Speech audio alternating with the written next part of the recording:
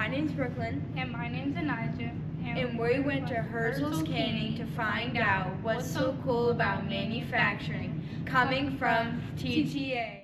The company, Herzl's Canning, was founded in 1923 by Carl O. Herzl in Northwest Ohio, a family-owned company that has lasted 103 years. 3 plants, Northwood, Pemberville, and Ottawa, covering Northwest Ohio. Try to find more efficient, more effective, safer ways to produce products and make sure quality food out to our customers.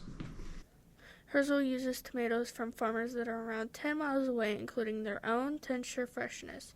The tomatoes are sent to the factory and then squeezed or cut, storing them in crates to later be used for pizza, dipping, and spaghetti sauces.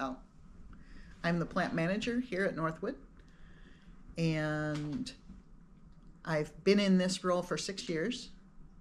I have also been the supply web manager, which means I take care of scheduling and coordinating all of the supplies from beginning to end of process. They heat the tomato jars and liquid, but not hot enough to fracture the glass. Once the tomato jar cools, they lid and label the contents. Tomato testing is essential to the tomato industry, ensuring every batch has the same consistency, texture, color, and viscosity. Viscosity is measured by a bastwick, a tool that measures the thickness, consistency, and flow rate.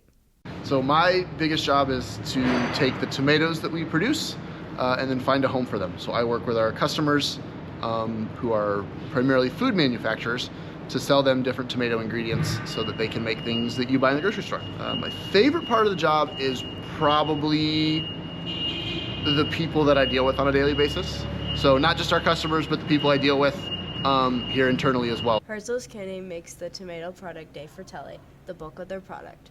They also are selling sauerkraut under the business Silver Fleece and to a company in Norway.